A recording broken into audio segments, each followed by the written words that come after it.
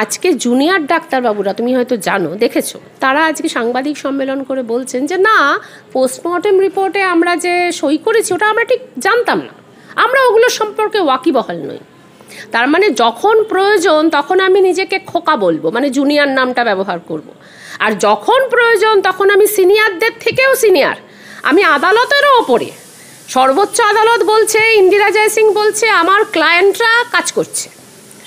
আদালত জিজ্ঞাসা করছে কি কাজ করছে নির্দিষ্ট করে বলো, লেখা হচ্ছে যে শুধু এমার্জেন্সি নয়, ওপিডি শব্দটা ব্যবহার করে হচ্ছে।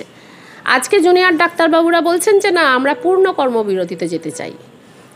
আচ্ছা, তার মানে যখন প্রয়োজন তখন আমি খোকা ডাক্তার, আর যখন আমার প্রয়োজন নেই, যখন আমার বিরুদ্ধে কোনো কথা আসছে, তখন আর আমি খোকা নই। এটাকে থ্রেড বলবো না কি বলবো? ডাক্তাররাও থ্রেড দিচ্ছে বলছেন। দিচ্ছে না, কাকে থ্রেড দিচ্ছে? তারা ব্ল্যাকমেইল করছে। তারা সরকারি যে স্বাস্থ্য ব্যবস্থা সেটাকে চ্যালেঞ্জ করছে। এই ডাক্তারদের মধ্যে আজকে তো রিপোর্ট বেরিয়ে যাচ্ছে, ক্রমশ আমরা দেখতে পাচ্ছি যে এদের মধ্যে একটা বড় অংশ প্রাইভেটে পড়াশোনা করেছে, 1 কোটি 2 কোটি টাকা তারা খরচ করেছে। আজকে গোটা দেশে ক্যাপিটেশন ফি, এই যে medical college, private medical college, 1 কোটি টাকার কোনো কম সেখানে নয়, মানে সেটা লিখিত পরিত, এর বাইরে কত আছে আমরা জানি না। 1-2 কোটি টাকা ছাড়া তুমি আজকে MBBS পাশ করতে পারবে না ওই ধরনের ডাক্তার বেসরকারি প্রতিষ্ঠান থেকে। তাহলে আজকে তোমরা যে আন্দোলনটা করছো, মানে আন্দোলনের নামে আজকে যে নৈরাজ্যটা এখনও চলছে, এবং সেখানে এখন তোমরা বলছো যে না, আদালত বলেছে তাতে কি হয়েছে, আমরা পোস্টমর্টেমটা বুঝতে পারিনি, আমরা খোকা। আর আজকে আমি আদালতের থেকেও বড়, আমি ঠিক করেছি সেটা হচ্ছে যে আমি তো জানি আমার বিরুদ্ধে এসমা জারি হবে না, আমাকে আদালত বলেছে এদেরকে হেনস্থা করা যাবে না, আমি খোকা, তাহলে আমার বিরুদ্ধে এসমা জারি হবে না।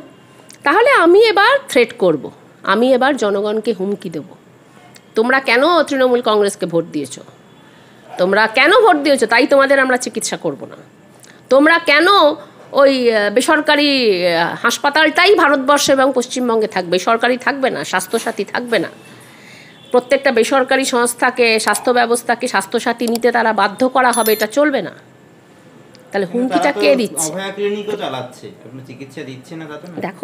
দেখো মানে অভয়া ক্লিনিক চলছে, তার মধ্য দিয়ে গোটা পশ্চিমবঙ্গের সমস্ত সাধারণ মানুষের চিকিৎসা হচ্ছে, এটা তো পাগলেও বলবে না।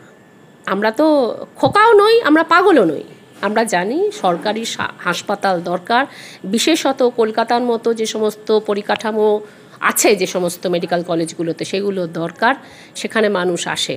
ওনার অভয়া ক্লিনিকে তো সেগুলো হবে না, ওনার অভয়া ক্লিনিকে তো সমস্ত পরিকাঠামো নেই। ওনাদের অভয়া ক্লিনিকে স্টেথোস্কোপ থাকতে পারে, প্রেশার মাপার জিনিস থাকতে পারে, তার থেকে বেশি তো কিছু নেই। ফলত এই ধরনের কথাগুলো সত্যি জুনিয়র সুলভ, খোকা সুলভ।